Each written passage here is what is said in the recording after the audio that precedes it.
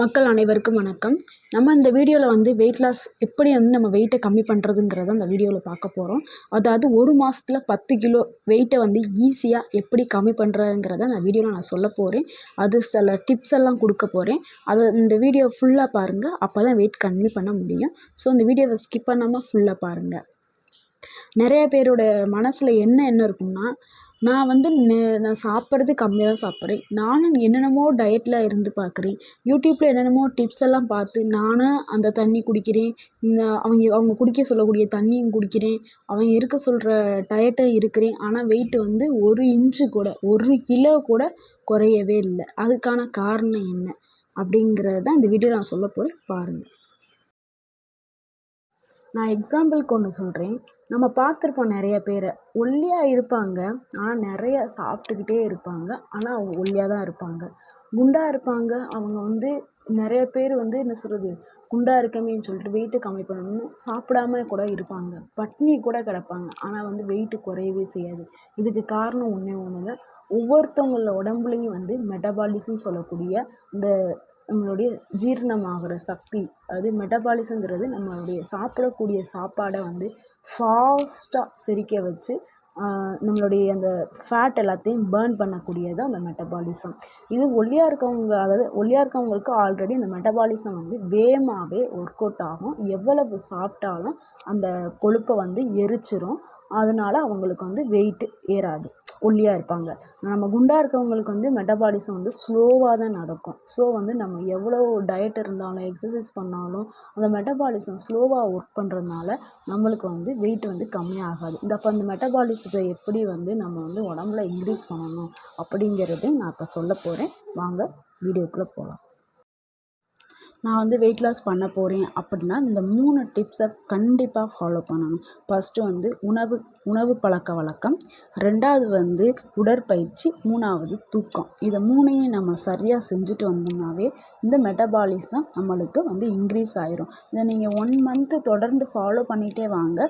1 மந்த்துக்கு அப்புறம் வந்து உங்களுடைய பாடியில் வந்து இந்த செரிமானம் பிரச்சனை, அது செரிமானம் ஆகக்கூடிய இந்த சக்தி வந்து அதிகரித்து நீங்கள் என்ன சாப்பிட்டாலும் அது வந்து எரிக்கக்கூடிய தன்மை வந்து உங்கள் உடம்புல வந்து இன்க்ரீஸ் ஆயிரும். மெட்டபாலிசம் அதிகரிக்க ஆரம்பிச்சிடும். இந்த 3 டிப்ஸையும் ஃபாலோ பண்ணுங்கள். அதில் ஃபஸ்ட்டு வந்து என்னென்னா, உணவு சார்ந்த உணவு கட்டுப்பாடு. உணவு பழக்க வழக்கத்தில் ஃபஸ்ட்டு மாற்றத்தை கொண்டு வரணும். என்ன மாதிரி உணவை சாப்பிட்ணுங்கிறத நான் இப்போ சொல்ல போகிறேன். அதில் வந்து ஒரு 6 பாயிண்ட் இருக்குது. இந்த 6 பாயிண்ட்டையும் நீங்கள் கண்டிப்பாக ஃபாலோ பண்ணிக்கிறணும். ஏதாவது நோட்டு பென் இருந்தால் நான் சொல்லக்கூடிய இந்த பாயிண்ட்டை வந்து நோட் பண்ணி வச்சு இதை ஃபாலோ பண்ணுங்கள். ஃபஸ்ட்டு வந்து என்னென்னா, நம்ம சாப்பிடக்கூடியது லோ கலோரி, அதாவது குறைந்த கலோரி உள்ள சாப்பாடுகளை தான் நம்ம சாப்பிட்ணும். அது கார்போஹைட்ரேட் அதிகம் உள்ள உணவுகளை நம்ம எடுத்துக்கூடாது. வெயிட் லாஸ் பண்ணணும்னு நினைக்கிறவங்க கண்டிப்பாக இதை நீங்கள் தவிர்க்கணும். இந்த நம்ம வெயிட் ஏறுறதுக்கு காரணமே அதிகமான கார்போஹைட்ரேட் நம்ம சாப்பிடும்போது தான் வெயிட் அதிகமாகுது. வெயிட் கம்மி பண்ணுறதுக்கு கார்போஹைட்ரேட்டை கண்டிப்பாக தவிர்க்கணும். என்னங்க கார்போஹைட்ரேட் எனக்கு தெரியலை, சில பேருக்கு தெரியும், சில பேருக்கு தெரியாது. கார்போஹைட்ரேட்னால் வேறு ஒன்றும் இல்லைங்க. நம்ம அரிசி சம்மந்தமாக, அரிசியில் தான் நிறையா வந்து இந்த கார்போஹைட்ரேட் இருக்குது. அரிசி சம்மந்தமான உணவுகளை நம்ம கண்டிப்பாக தவிர்க்கணும். ஒரு நாளைக்கு ஒரு வேளை, அதாவது மதியானம் கொஞ்சம் ரைஸ், அதாவது மதியானம் கொஞ்சம் சாப்பாடு நீங்கள் எடுத்துக்கலாம். காலையிலைக்கு நைட்டுக்கும் கண்டிப்பாக வந்து அரிசியில் தயாரித்த இட்லியோ தோசையோ அரிசி மாவு இடியாப்பம் எதுவுமே, அரிசி ஐட்டத்தில் தயாரித்த எதுவுமே சாப்பிடாதீங்க. அதாவது அரிசினா அந்த கருப்பரிசி, அதாவது கருப்பு ப்ரௌன் ரைஸ் அந்த மாதிரி உள்ளது கூட நம்ம எடுத்துக்கலாம். இந்த ஒயிட் ரைஸுங்கிற அந்த வெள்ளை அரிசியை வந்து நம்ம முற்றிலும் தவிர்க்க வேண்டும். அப்போ தான் நம்மளுக்கு வெயிட் லாஸ் ஆகும். இந்த கார்போஹைட்ரேட் உணவை வந்து நம்ம கண்டிப்பாக தவிர்க்க வேண்டும். மதியானம் சாப்பிடணும். இந்த 3 வேளையும் நம்ம சாப்பிட்டதுக்கப்புறம் 1 கிளாஸ் சுடுதண்ணியை கண்டிப்பாக குடிக்கணும். 1 கிளாஸ் சுடுதண்ணி குடிக்கும்போது நம்ம உடம்புல உள்ள கொழுப்பு கரையும் வேகமாகவும் செரிமானம் செய்யப்படும். அதனால் வந்து 1 கிளாஸ் சுடுதண்ணி மிகவும் அவசியம். 2வது பாயிண்ட் வந்து என்னென்னா, நார்ச்சத்து உள்ள உணவுகள். இந்த நார்ச்சத்து உள்ள உணவுகளை நம்ம சாப்பிடும் பொழுது நம்மளுக்கு வந்து பசி உணர்வை வந்து கட்டுப்படுத்தி உடல் எடையை வந்து வேகமாக குறைக்கிறதுக்கு அந்த நார்ச்சத்து உணவுகள் வந்து உதவி செய்யும். அதனால் வந்து நார்ச்சத்து உணவுகள் முக்கியமாக வந்து அதில் வந்து விட்டமின், ஃபைபர்ஸ் இது எல்லாமே இருக்குது. அது வந்து கோழி, நார்ச்சத்து நிறைந்த காய்கறிகள், பழங்கள், முழு தானியங்கள் இதை எல்லாமே வந்து நம்ம அதிக அளவில் எடுத்துக்கிறணும். அதாவது கேழ்வரகு, கோதுமை இந்த மாதிரி முழு தானியங்கள் இருக்குதுல்ல, இந்த முழு தானியங்கள், நார்ச்சத்து நிறைந்த காய்கறிகள். 3வது பாயிண்ட் வந்து புரோட்டீன்ஸ் அதிகம் உள்ள உணவுகளை நம்ம எடுத்துக்கிறோம்னா, அது புரோட்டீன்ஸ் அதிகம் இருக்கக்கூடிய உணவுகள்னால் மீன், கோழி, முட்டை, பாசிப்பருப்பு இது மாதிரி உள்ள புரோட்டீன்ஸ் அதிகம் உள்ள உணவுகளை டெய்லி நம்ம எடுத்துக்கணும். டெய்லி மீன், முட்டை, கறி இதெல்லாம் சாப்பிட முடியாது அப்படின்னா நம்ம பயறு வகைகள், கொண்டைப்பயிறு, பாசிப்பயிறு இந்த மாதிரி பயறு வகைகளை காலையில் ஒரு கைப்பிடியும் இல்லைன்னா சாயந்தரம் ஒரு கைப்பிடியும் உங்களுக்கு எந்த டைம் உங்களுக்கு ஃப்ரீயாக இருக்கோ, நம்ம ஈவினிங் தான் ஃப்ரீயாக இருப்பேன் இல்லை மார்னிங் தான் நான் ஃப்ரீயாக இருப்பேன்னா ஒரு கைப்பிடி இதை எடுத்துக்கிறேங்க. பயறு வகைகளை அவிச்சு சாப்பிடுங்க.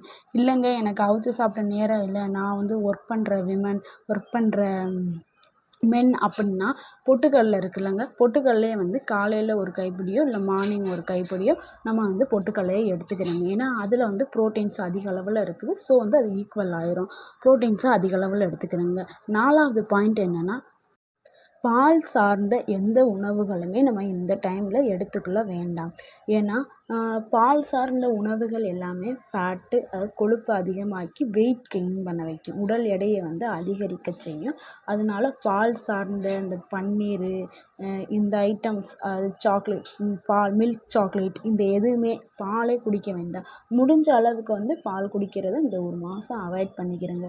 இல்லை என்னால் டெய்லி நான் பால் குடிச்சே தான் ஆவேன் அப்படின்னா பால் குடிங்க. ஆனால் சர்க்கரை, இந்த வெள்ளை சுகர், அது ஒயிட் சர்க்கரை இருக்குல்ல, இந்த வெள்ளை சர்க்கரையை தவிர்த்துட்டு நீங்கள் பாலில் வந்து வெறும் பாலாக குடிக்கிறா இருந்தாலும் குடிங்க, இல்லைனா நாட்டு சர்க்கரை இந்த மாதிரி ஏதாவது போட்டு குடிங்க. இந்த வெள்ளை சுகரை வந்து கண்டிப்பாக நம்ம உணவில் இருந்து நம்ம ஒரு மாதத்துக்கு எடுத்துடணும். அடுத்து 5வது பாயிண்ட் வந்து தண்ணி வந்து ரொம்ப முக்கியம். வெயிட் லாஸ் பண்ணுறவங்களா இருந்தாலும் சரி, பண்ண போகிறீங்களா இருந்தாலும் சரி, தண்ணியை பற்றின இம்பார்ட்டன்ஸ் ரொம்ப முக்கியம், தெரிஞ்சுக்கிறங்க. ஏன்னா தண்ணி தான் வந்து வெயிட் லாஸ்க்கு முக்கிய காரணம். தண்ணி நிறைய குடிக்கணும். தண்ணி நம்ம நிறையா குடிக்கும் பொழுது நம்மளுக்கு பசி உணர்வு, அதாவது பசியை கட்டுப்படுத்தும். எப்போல்லாம் நீங்கள் பசிக்குதுன்னு நினைக்கிறீங்களோ அப்போ வந்து எந்த உணவையும் சாப்பிடாதீங்க. முக்கியமாக ஸ்நாக்ஸ் ஐட்டத்தெல்லாம் முற்றிலும் தவிர்த்திடணும். தண்ணியை மட்டுமே குடிங்க.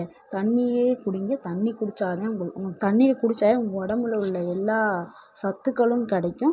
ப்ளஸ் வந்து வெயிட் லாஸ் பண்ணும்போது நம்மளுக்கு நிறைய நீர்ச்சத்து வெளியேறும்.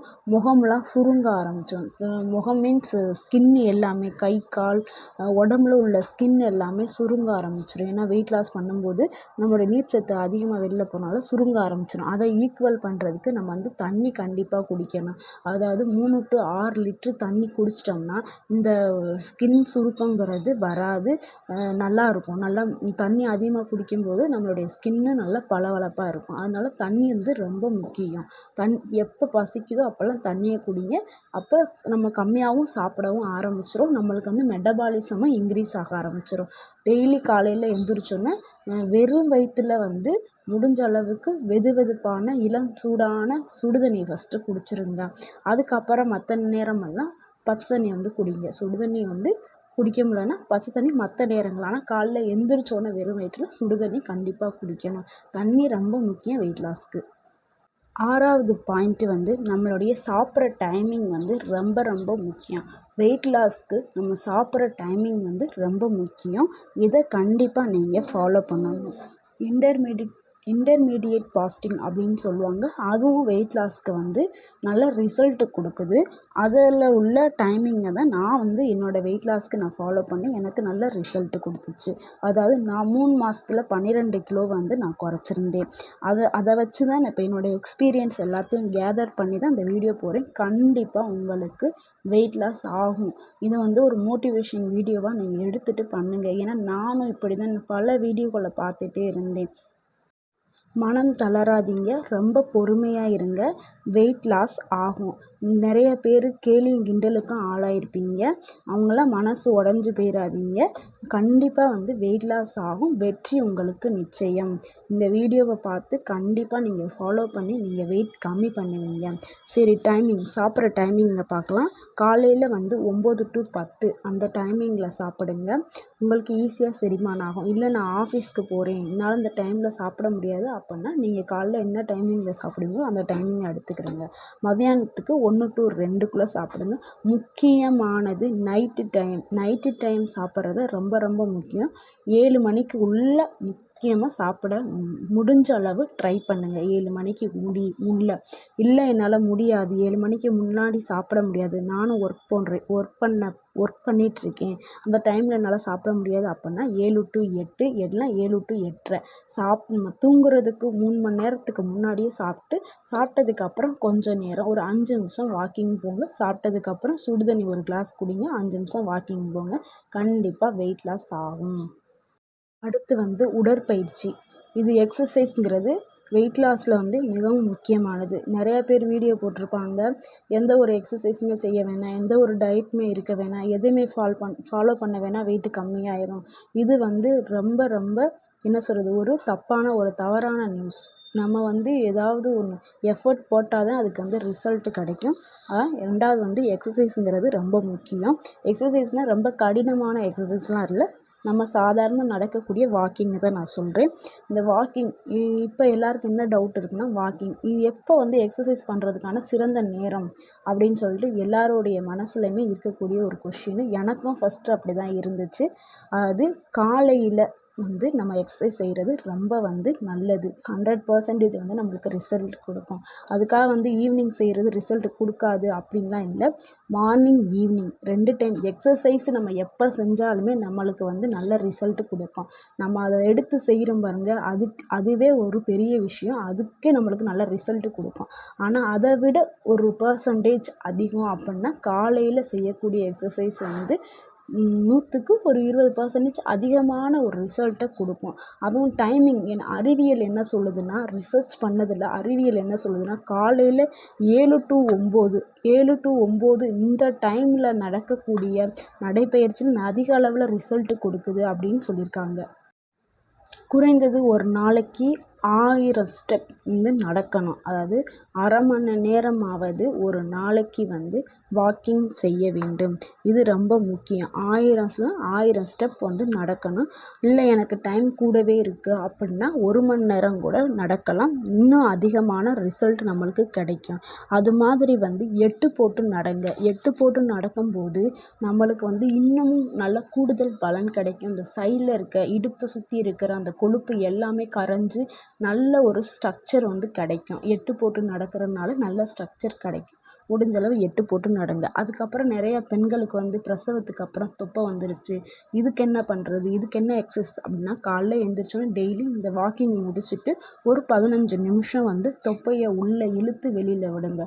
அது மூச்சை உள்ளே இழுக்கும்போது தொப்பையும் உள்ளே போகும், மூச்சை உள்ளே இழுக்கும்போது தொப்பையை வெளியிலையும் அந்த மாதிரி உள்ளே வெளியில் இழுத்து விடுங்க. உங்களுடைய தொப்பை வந்து குறையும். என்னடா இது இப்படி சொல்கிறாங்களே அப்படின்னு நினைப்பீங்க. இதை நீங்கள் தொடர்ந்து செஞ்சுட்டே வரும்போது உங்களுடைய தொப்பை வந்து கம்மியாகும். 3வது நம்ம கடைப்பிடிக்க வேண்டிய முக்கியமானது வந்து தூக்கம். நம்ம வந்து கண்டிப்பாக ஒரு நாளைக்கு 7 to 8 மணி நேரம் வந்து தூங்கி எழுந்திரிக்கணும்.